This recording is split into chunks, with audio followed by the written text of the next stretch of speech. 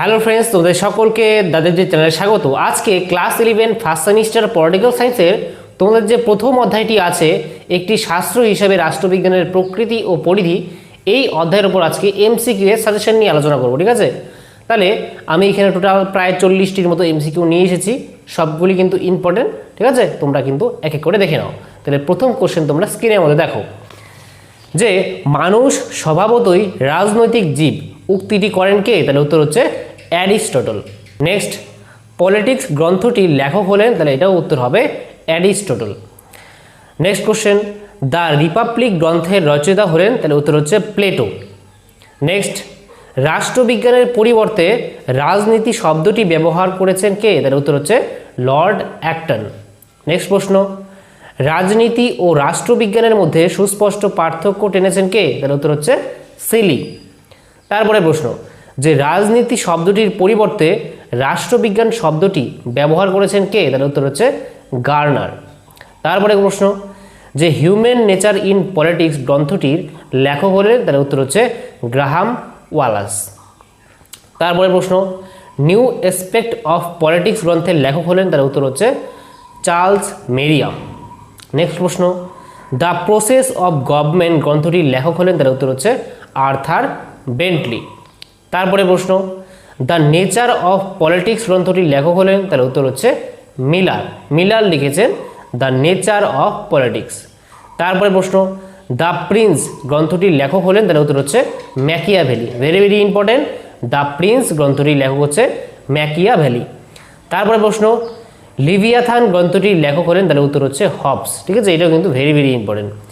তারপরে প্রশ্ন, রাজনীতি হলো প্রভাব ও প্রভাবশালীদের অধ্যয়ন, উক্তিটি করেন কে? তাহলে উত্তর হচ্ছে হ্যারল্ড ল্যাসওয়েল।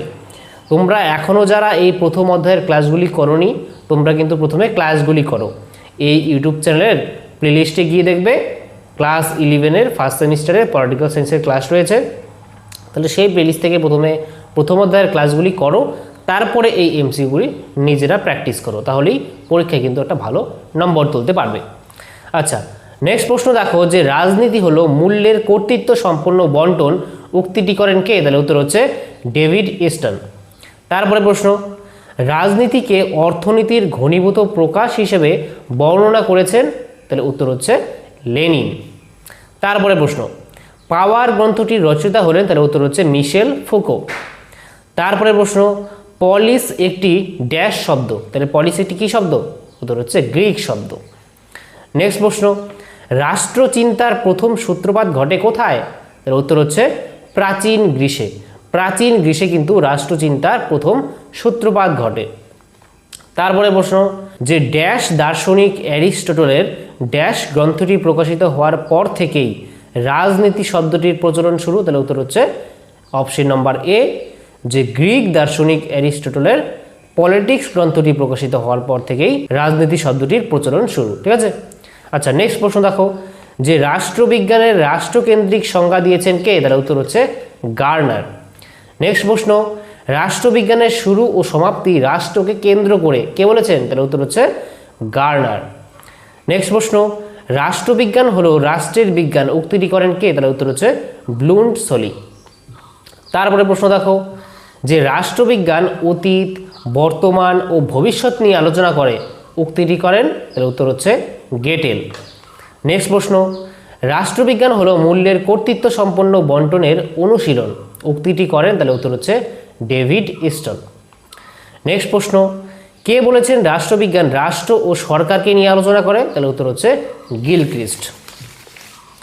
তারপরে প্রশ্ন দেখো, যে রাষ্ট্রবিজ্ঞান হলো, তাহলে উত্তর হচ্ছে একটা গতিশীল বিজ্ঞান। ঠিক আছে, তাহলে উত্তর হবে গতিশীল বিজ্ঞান।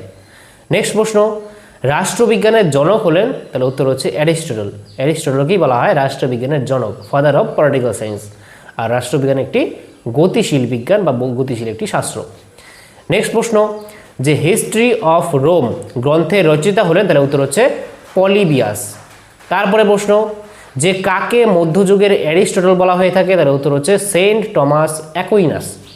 নেক্সট প্রশ্ন, নবজাগরণের সন্তান বলা হয় কাকে? তাহলে উত্তর হচ্ছে ম্যাকিয়াভেলিকে। তারপরে প্রশ্ন, আধুনিক রাষ্ট্রবিজ্ঞানের জনক হিসেবে অভিহিত করা হয় কাকে? তাহলে উত্তর হচ্ছে ম্যাকিয়াভেলিকে। তারপরে প্রশ্ন যে উদারনীতিবাদের জনক বলা হয় কাকে, তার উত্তর হচ্ছে জন লককে। নেক্সট প্রশ্ন, ইংল্যান্ডে গৌরবময় বিপ্লব হয় কত খ্রিস্টাব্দে, তার উত্তর হচ্ছে 1688 খ্রিস্টাব্দে। নেক্সট প্রশ্ন, ফরাসি বিপ্লব হয় কত খ্রিস্টাব্দে, তার উত্তর হচ্ছে 1789 খ্রিস্টাব্দে। নেক্সট প্রশ্ন, দ্য কমিউনিস্ট ম্যানিফেস্টো গ্রন্থের রচয়িতাগণ হলেন, তাহলে উত্তর হচ্ছে মার্কস ও অ্যাঙ্গেলস। তারপরে প্রশ্ন দেখো যে স্বতন্ত্র শাস্ত্র হিসেবে রাষ্ট্রবিজ্ঞান চর্চা প্রথম শুরু হয় কোথায়, মানে কোন দেশে, তাহলে উত্তর হচ্ছে মার্কিন যুক্তরাষ্ট্রে। মার্কিন যুক্তরাষ্ট্রে কিন্তু এই যে রাষ্ট্রবিজ্ঞান এটা একটা স্বতন্ত্র শাস্ত্র হিসেবে পাঠ করা শুরু হয় বা চর্চা শুরু হয়।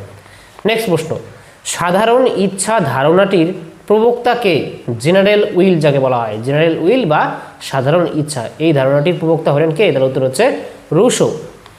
তারপরে প্রশ্ন যে কারা মনে করে শ্রেণী সংগ্রামের প্রেক্ষাপটে রাষ্ট্রীয় ক্ষমতার আলোচনাই হলো রাষ্ট্রবিজ্ঞানের আলোচ্য বিষয়, তার উত্তর হচ্ছে মার্ক্সবাদীরা। তারপরে প্রশ্ন যে রাষ্ট্রবিজ্ঞানকে শ্রেষ্ঠ বিজ্ঞান বলেন কে, অর্থাৎ রাষ্ট্রবিজ্ঞানকে সুপ্রিম সায়েন্স কে বলেছেন, তাহলে উত্তর হচ্ছে অ্যারিস্টটল। নেক্সট প্রশ্ন, ড্যাশ একটি শাখা হলো রাষ্ট্রবিজ্ঞান, তাহলে উত্তর হবে সমাজ বিজ্ঞানের একটি শাখা হলো রাষ্ট্রবিজ্ঞান। ঠিক আছে, তাহলে এই ছিল আজকে তোমাদের প্রথম অধ্যায় থেকে এমসিকিউ এর সাজেশন। এভাবে কিন্তু প্রতিনিয়ত ক্লাস চলবে। নেক্সট দিন থেকে দ্বিতীয় অধ্যায়ের ক্লাস শুরু করে দেবো, তারপরে তৃতীয় অধ্যায়, এভাবে সমস্ত ক্লাস কিন্তু এই ইউটিউব চ্যানেলে তোমরা ফ্রিতে পাবে। আর যদি তোমরা নোট চাও, ক্লাসের পিডিএফ চাও, আর প্রতি সপ্তাহে আমি কিন্তু গুগল মিটে একটা ডাউট ক্লিয়ারিং ক্লাস করাই, সেটা যদি চাও তাহলে কিন্তু আমাদের পেইড বেচে যুক্ত হতে হবে। ঠিক আছে, তার জন্য একটা নাম্বার আমি দিয়ে দিচ্ছি, এই নম্বরে আমাকে মেসেজ করতে পারো, ঠিক আছে, হোয়াটসঅ্যাপে।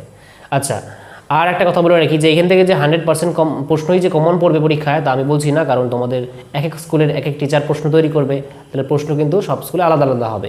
তার জন্য তোমাদের স্কুল টিচার যা পড়তে বলে, যেটাতে গুরুত্ব দিয়ে পড়তে বলে সেটা বেশি করে পড়ো, ঠিক আছে, কারণ তোমাদের স্কুল টিচারই কিন্তু প্রশ্ন তৈরি করবে। বোঝা গেল? আর এখন থেকে প্রতিনিয়ত ক্লাস আসবে, সপ্তাহে 2টি করে ক্লাস দেওয়ার চেষ্টা করব, ঠিক আছে। তাহলে দেখা হচ্ছে পরবর্তী কোনো ক্লাসে, ততক্ষণের জন্য বাই।